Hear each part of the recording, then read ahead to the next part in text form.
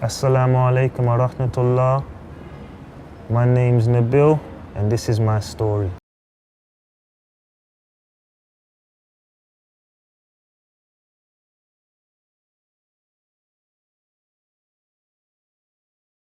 So bro, can you tell us a little bit about your upbringing, inshallah? Well, I'm a black Jamaican and I grew up in South London, Lewisham. And my mum had me quite young, she had me at 17. So I spent a lot of time around my grandparents a lot. So I developed a close relationship with my grandparents. Did you used to live with your grandparents, or you just? Yeah, I lived with my mum's mum and dad. Okay. So they came over here back in the 60s. From Jamaica. Okay. Both from Jamaica. Okay. And they ended up having four daughters, my mum being the youngest. Okay. But my mum then gave them their first grandchild, which was me. So with that, my mum still wanted to focus on getting an education and so forth like that, stuff like that. So what happened is I spent a lot of time with my grandparents, which is my mum's mum and dad, and on my dad's side I spent a lot of time with his mum. Okay. And my mum strived towards achieving her goals, being successful, not being the typical single mother. So I used to spend a lot of time with my cousins. I had a lot of cousins because I got quite a big family on both sides. Okay. And then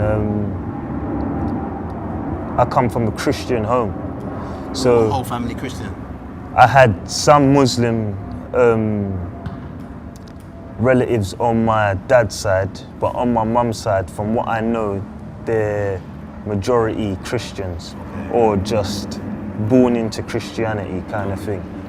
And I used to get brought to church growing up. Were you Christians and stuff like that?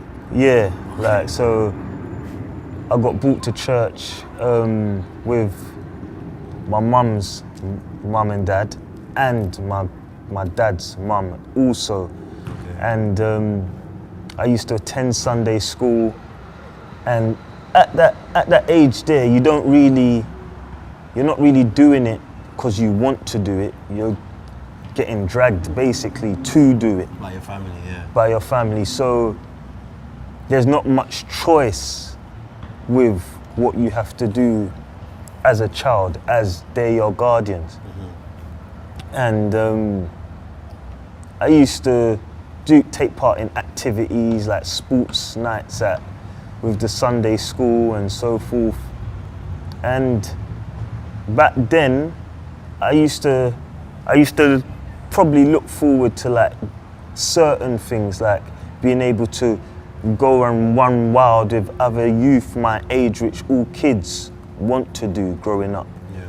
And I would say then as well, you used to mix with females also. And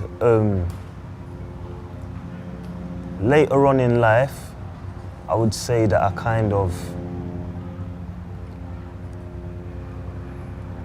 I never had a father figure guiding me. But you had a lot. You still had a big family though, so there must have been a lot of other males in your family. Yeah, who were around. I had a big family, but a lot of the males I weren't around, so I had to be like that dominant male on my side of the family. So it's like you have to start fresh. Yeah, I get it. And then after that, everybody was looking up to me. All the younger boys that were younger than me in my family, they started looking up to me. Okay. And then with not having a father there consistently to guide you, especially in the right direction, you kind of get misguided. And What do you mean? When I say misguided, you end up finding the road.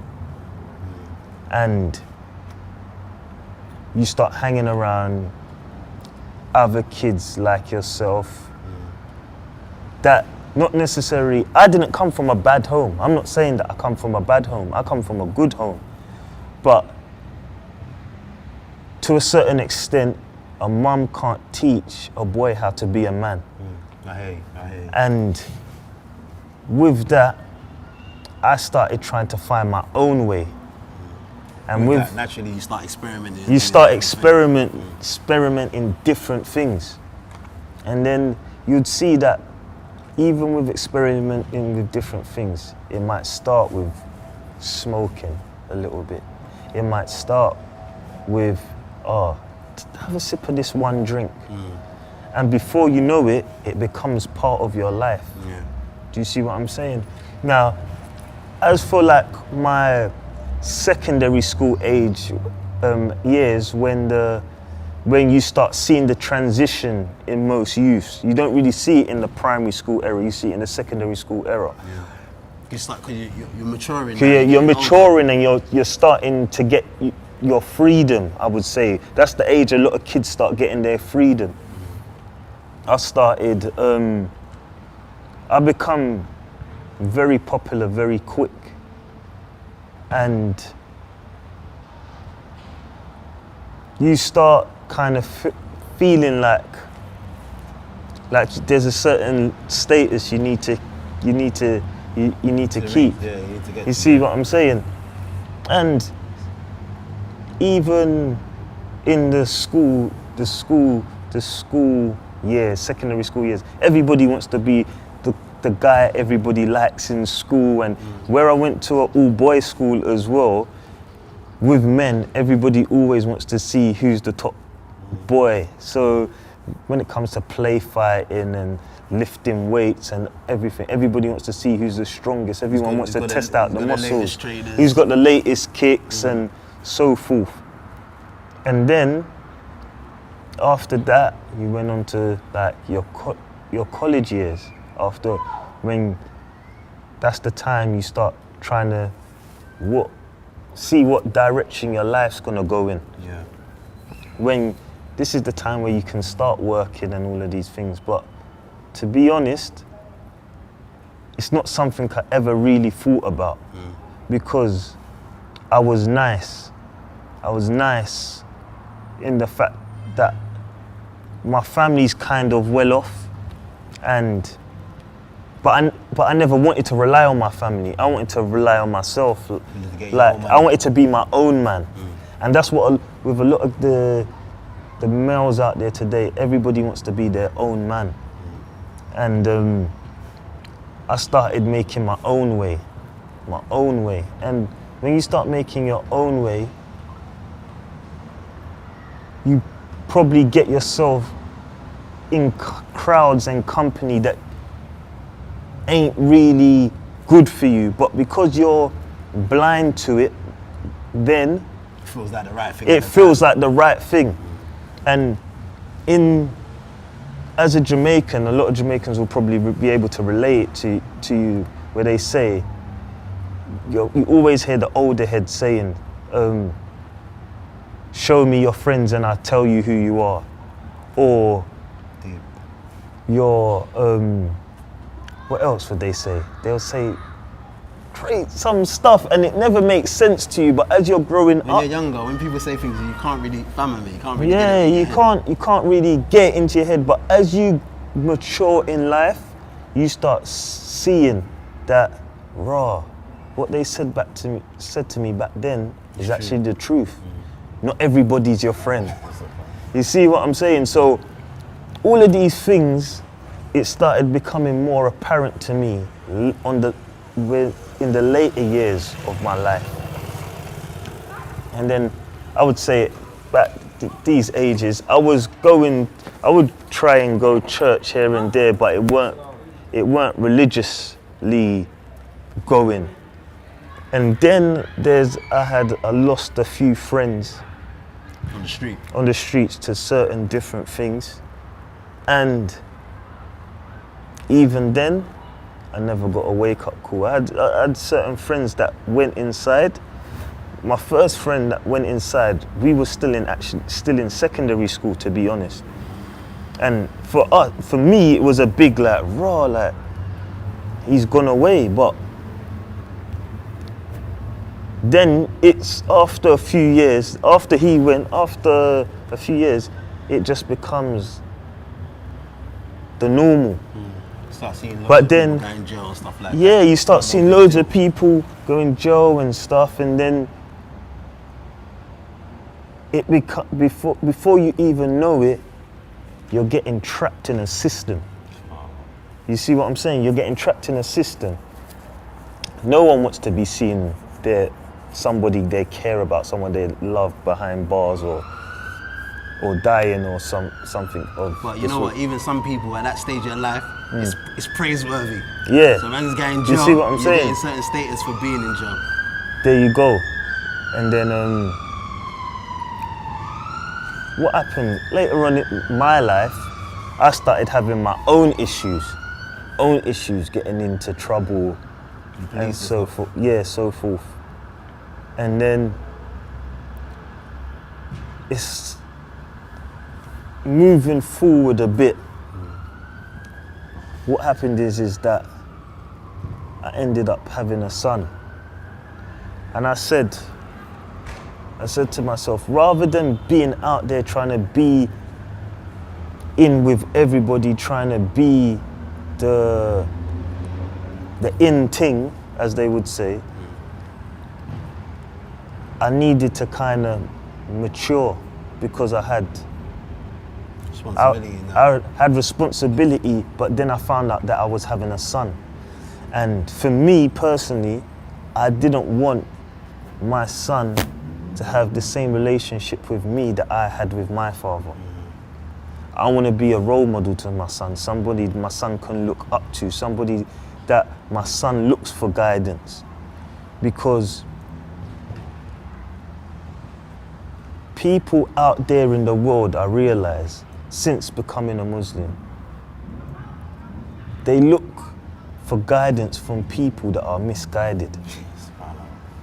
Like, how can you? We have sisters out here looking for brothers that have no religion in their life, don't have Islam in their life. And with that, I would say, how can you look for something from someone that has no guidance? So in your life, tell us, what was the turning point? Because obviously you were in a situation, like you said, you were comfortable. Yeah. You were doing your thing. You come from a wealthy family. Yeah. But where was the turning point in your life where you said, you know what, I need a different direction in life? Because for many people, they might think, you know what, you had the things that you wanted. Yeah. Why did you want to change? Shall I tell you what? With having money and having nice things, I would tell you, it doesn't really make you feel happy. Like, there's not having a nice car, having nice clothes. Everybody likes to have that feel good about themselves.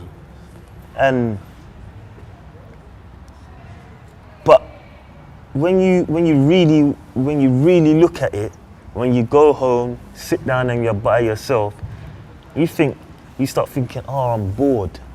Like, if you're happy, should you really feel bored? You shouldn't really feel bored if you're happy. Do you see what I'm saying? If you have money, does it mean you're gonna be happy?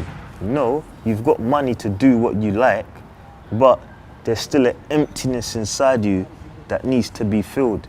But you're still blind to it. You know, what you're saying is something that I think a lot of people struggle with, because even for myself, when I come from the same situation, I tell people about money.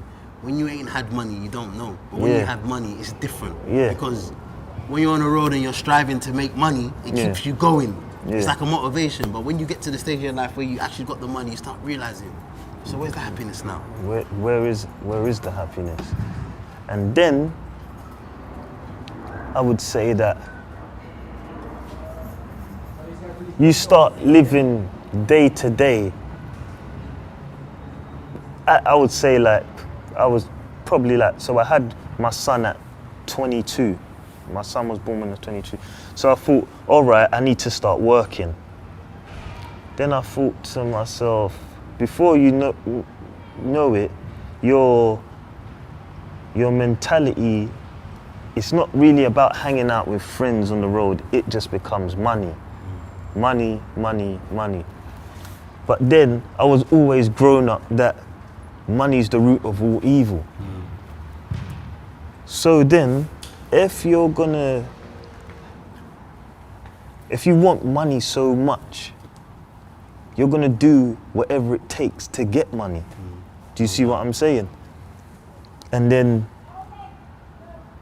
with that, I sat down to myself one day and I was thinking in my head, even though I would think this in my head, I was still like an idiot, I would say, taking risks. When I've now got a son that Relying on me, he needs me, and you're taking risks to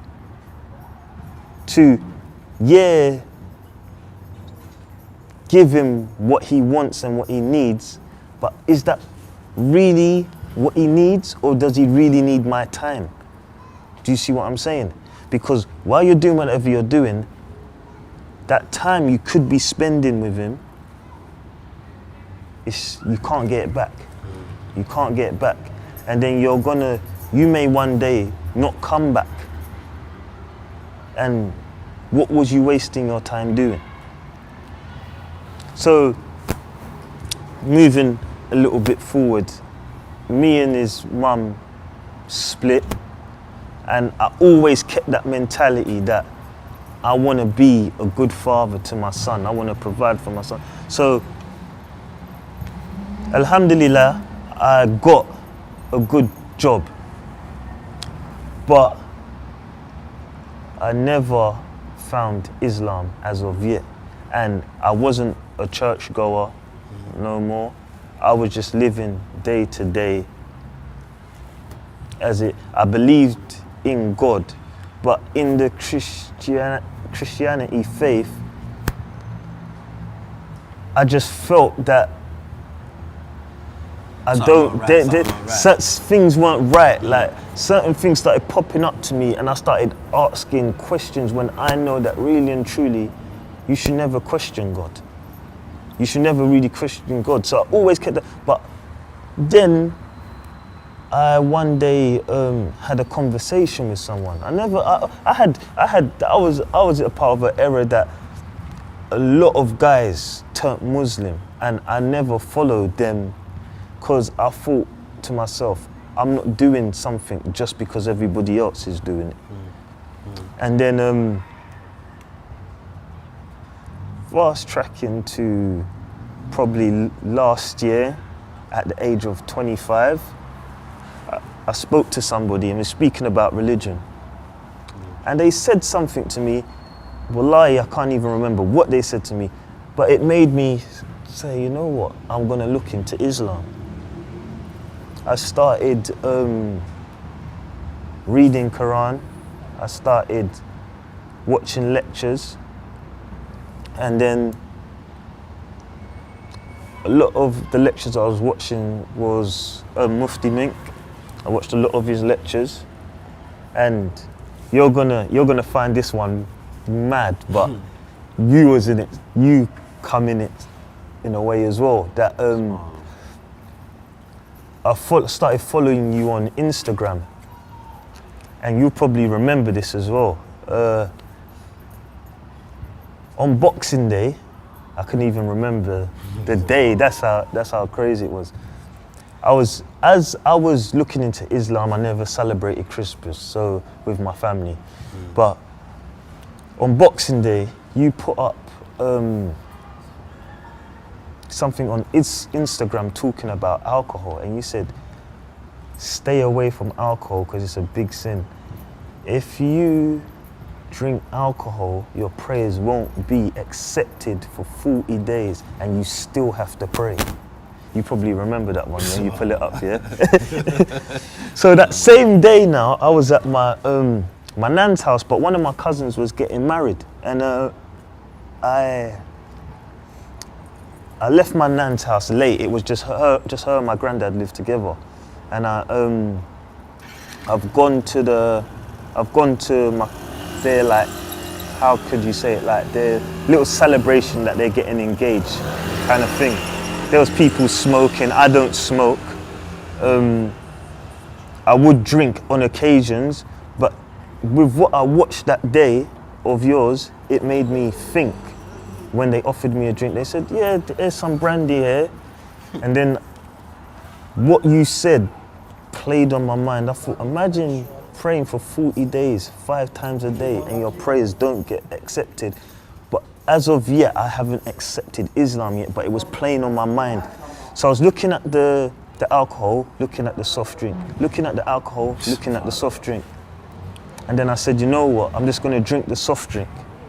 So I didn't. Even Muslim at the time. I wasn't even Muslim at the time, and I didn't touch the alcohol. And with about half an hour later, I got a phone call. Get to your nan's house quick, she's having a stroke. So I sped my car, busting every red light there was in sight to get to my nan. And alhamdulillah, she was all right.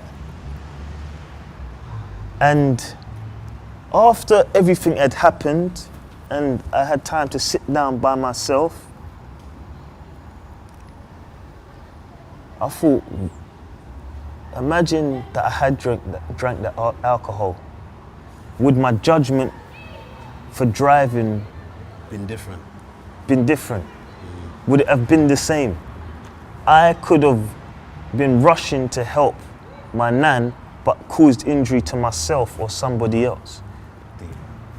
And that was a big like, you're being spoken to here. So, look at that. You watched something that day and then you went out, the options were there for you and you went and drank this juice, normal juice. And then half an hour later, you get a call saying your nan's having a stroke. Alhamdulillah, you didn't drink the drink. So I didn't touch the alcohol. And since that day, I have not touched alcohol again. And one day, March the 9th to be precise, I got up and I thought, I want to learn how to pray Islamically. And you still ain't taking your shahada? And I haven't taken my shahada on yet. it. But I'm studying, I'm watching lectures, I'm reading Qur'an, gaining knowledge. And I got up, I didn't even have work this day. I got up like 4 or 5 in the morning. And when I've looked at, I just typed in on YouTube how to pray Islamically. And the prayer that I clicked on was Duhur. And these times, I'm looking at it, I'm thinking, because it's Arabic, I'm thinking, I'm going to struggle with this.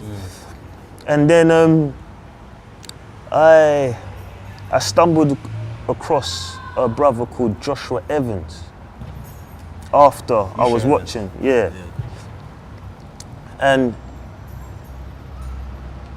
he gave a lecture for about an hour and a half. And after I finished watching his lecture, I was like, today is the day I'm taking my shahada. I'm not making today pass without me taking my shahada. What am I waiting for? Like, everybody learns as they go along. So if I feel in myself this is the right path for me, why am I delaying it? So that day, I don't know nothing about prayer times or anything. I don't know nothing about prayer times or nothing. Yeah. I've gone to the masjid, and it was at 1 o'clock. Now, you know, with me saying that, what's the first prayer that I looked? I looked at Doha, and you get to the masjid at Doha time. as they're about to pray that prayer. Madness. And then I think 6 months prior to that, I saw the Imam and I spoke to him. He gave me some books to read. But one of the books I really wanted to read is one that it says what Muslims think of Isa. About Jesus. Yeah. Okay. And to me, after reading that book, I feel he's valued more in Islam than they value him in Christianity. But a lot of Christians wouldn't know that because they've been born into a religion and they haven't even took the time to look anywhere else. So with that, Tell us when you took your shahada. so when I went and I told you the time I got there, and they prayed, and then the Imam called me to the front, and I took my shahada, and everybody started embracing me with love after that. So bro, what advice have you got to other Muslims and even maybe non-Muslims who are coming from a similar direction as yourself? What would you say to them right now? What advice have you got to them in regards to changing their lives? For all Muslims, I would say even if you've been misguided away from the deen, there's every day you're breathing, every day you wake up, there's still a chance to put things straight with Allah, and Allah will forgive you. Allah will forgive you for whatever it is if you turn back to Him. He wants to forgive you. But you have to turn back to Him and repent. We have to repent. That is so key, asking for forgiveness.